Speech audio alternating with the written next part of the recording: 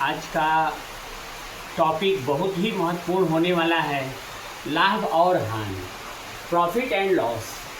Profit and loss competitions में question इसके आ जाते हैं और यह बहुत ही इम्पोर्टेंट टॉपिक है।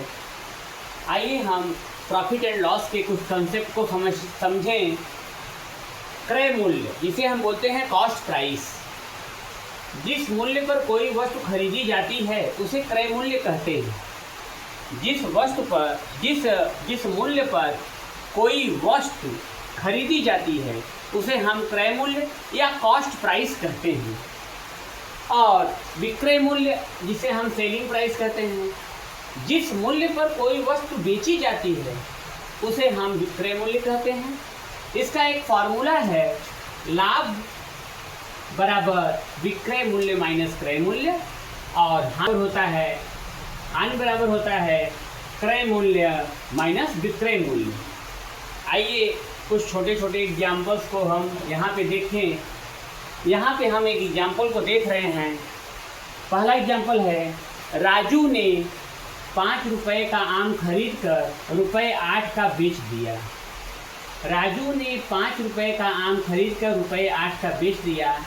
लाभ पूछ रहा है, तो हमें लाभ का फार्मूला पता है, लाभ बराबर विक्रय मूल्य माइनस क्रय मूल्य। विक्रय मूल्य माइनस क्रय मूल्य।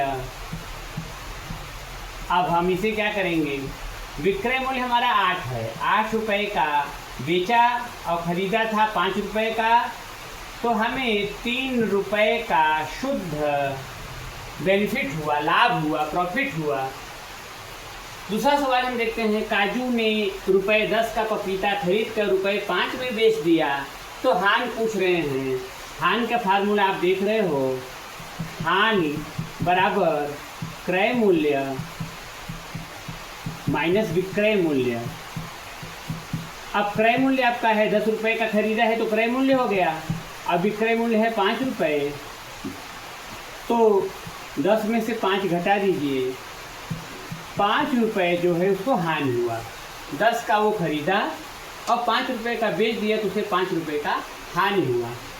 तो इस प्रकार से लाभ और हानि के छोटे सवालों को हम लगा सकते हैं। आइए कुछ और हम कंपटीशन के क्वेश्चंस करें, जैसे कि हम आने वाले exam PGT, TGT, super TET या आप एसएससी, बैंक, रेलवे जैसे एग्जाम्स में अच्छा परफॉर्मेंस करके आप सफलता हासिल कर सकते हैं। चलिए देखें। आइए हम प्रस्तुत लाभ और प्रस्तुत हानि के सूत्र के बारे में समझें, अध्ययन करें और एक उदाहरण की सहायता से हम समझें कि प्रश्नों में प्रस्तुत लाभ और प्रस्तुत हानि कैसे निकाला जाता है। यहाँ हम देख पा रहे हैं कि प्रस्तुत लाभ का फार्मूला है लाभ इंटू 100 अपान क्रय मूल्य। प्रस्तुत लाभ का फार्मूला है लाभ इंटू 100 अपान क्रय मूल्य, और प्रस्तुत हानि का फार्मूला है हानि इंटू 100 अपान क्रय मूल्य। जिसको हम अपने दिमाग में रखेंगे, लाभ पूछेगा तो ऊपर लाभ रहेगा, हानि पूछेगा तो ऊपर हानि रहेगा, और दोनों में क्रय मूल्य नीचे ही रहेगा। लाभ प्रस्तुत बराबर लाभ बटे क्रय मूल्य इंटू 100, प्रस्तुत हानि बराबर हानि अपान क्रय मूल्य इंटू 100। अब यहाँ पे एक सवाल हम देख पा रहे हैं, राजू ने ₹500 का एक वस्तु खरीद कर 580 रुपये में बेच दिया। प्रस्तुत लाभ बताओ। इसको हम देखेंगे प्रस्तुत लाभ का फार्मूला, प्रतिशत लाभ बराबर लाभ गुणते 100 अपान क्रय मूल्य। भैया 500 का लिया, 580 में बेचा तो 80 रुपये का लाभ हुआ इंटू 100, और 500 का खरीदा था, ये क्रय मूल्य है 500। अब डबल जीरो से डबल जीरो कट गया, 80/5, 16 से काट दीजिए, 16% उसे लाभ हुआ, उसे 16% का लाभ हुआ। दूसरा सवाल है, सुरेश ने सुरेश ने ₹50 में पेन खरीद कर ₹40 में बेच दिया। प्रतिशत हानि बताओ। प्रतिशत हानि का फार्मूला है प्रतिशत हानि बराबर हानि गुणित 100 अपान क्रय मूल्य। क्रय मूल्य अब हानि है 50 का लेकर के 40 में बेचा है, तो 10 रुपये को उसे सीधे सीधे हानि हो गया। 10 गुणित 100 अपान क्रय मूल्य है 50। हम करेंगे 50 दूना 100 कर दीजिए, या तो 5 भी सही है 100 कर दीजिए। तो इसे हम प्रतिशत हानि देख रहे हैं, 20% को से हानि हो गया। इस प्रश्न को देखते हैं, बड़ा ही इंटरेस्टिंग सवाल है। यदि 24 वस्तुओं का क्रय मूल्य 18 वस्तुओं के विक्रय मूल्य के बराबर है तो लाभ प्रतिशत है। 24 वस्तुओं का क्रय मूल्य 18 वस्तुओं के विक्रय मूल्य के बराबर है। आपने 24 सामान लाया और 18 सामान बेचा।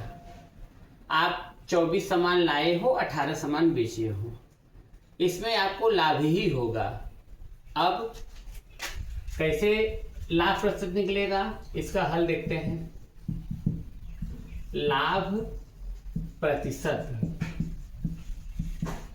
बराबर ज़्यादा माइनस कम बटे कम इंटू 100। ज़्यादा है 24 माइनस 18 बटे 18 इंटू 100। 18 24 में से 18 घटा दीजिए, 6 बटे 18 इंटू 100। 6 तिरिक 18, 100 बटे 3 या 33 सही 1/3%। तो यही हमारा विकल्प डी सही है। आइए इस प्रश्न को देखते हैं। इस प्रश्न में पूछ रहा है यदि 18 वस्तुओं का क्रय मूल्य 24 वस्तुओं के विक्रय मूल्य के बराबर है तो हानि प्रतिशत पूछ रहा है। तो यहाँ पे देखिए हानि, चूंकि 18 वस्तु है और 24 वस्तु आप लाए हैं, 18 वस्तु बेच रहे हैं 24 वस्तु, इसका मतलब आपको हानि ही होगा। कम से ज़्यादा हो रहा है तो हानि ही होगा। तो हानि प्रतिशत क्या होगा? हानि प्रतिशत बराबर ज़्यादा माइनस कम बटे ज़्यादा इंटू 100। ज़्यादा है आपका 24, कम है आपका 18, ज़्यादा है आपका 24 इंटू 100, ये आपका होगा 6। 24 इंटू 100, 6 चौके 24, 25 बारी जाएगा 25%। ये हमारा रिक्वायर्ड आंसर है। विकल्प ए हमारा सही है। अब देखते हैं, किसी वस्तु को ₹48 में बेचने से ₹20% हानि होती है। इस वस्तु पर 20% लाभ कमाने के लिए विक्रय मूल्य क्या होगा? यहाँ पे देखिए जो भी मान दिया हुआ है मैं बता रहा हूँ, 48 रुपये में बेचने से, ये ए का मान दिया हुआ है 48 और हानि दिया हुआ है ये स्मॉल आर है 20%, तो -20 हो जाएगा। और लाभ आपका 20% प्लस है, कैपिटल आर होगा 20। तो अब हम सीधा हमसे विक्रय मूल्य पूछ रहे हैं, तो विक्रय मूल्य का फार्मूला है ए 100 + r / 100 + r।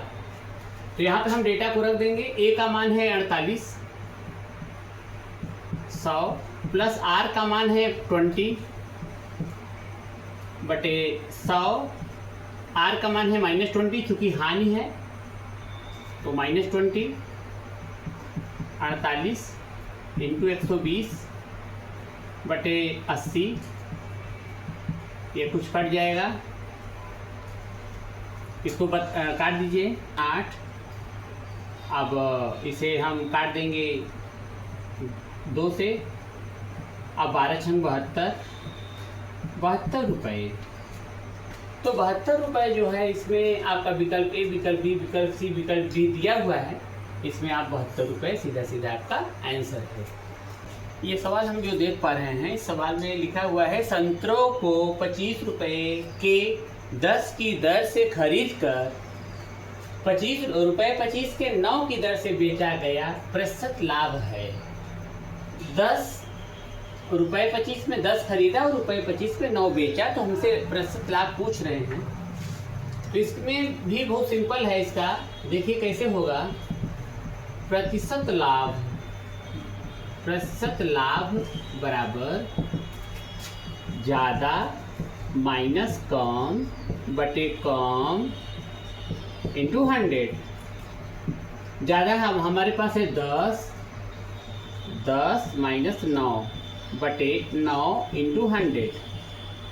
अब हम बोलेंगे 10 में से 9 घटा दीजिए, हो जाएगा 1 बटे 9 इंटू 100, या 100/9, या इसे आप बोल सकते हैं 11 सही 1/9, 11 सही 1/9%, और this is our required answer. तो यहाँ पे देखिए ऐसे ही सवाल एक लगा था 25 10 10 25 था, तो उसी के अनुसार ये भी है, लेकिन यहाँ पे शर्त ये है कि हम 25 रुपये का 10 ठो लाए हैं और 25 रुपये का 9 ठो बेच रहे हैं, तो कम बेचेंगे तो हमें लाभ ही होगा। तो यही लाभ का सवाल है, परीक्षाओं में प्रायः आ जाता है, तो लोग इसको करने में थोड़ा सा प्रॉब्लम समझते हैं, लेकिन प्रॉब्लम कुछ इसमें नहीं है। बहुत बहुत धन्यवाद।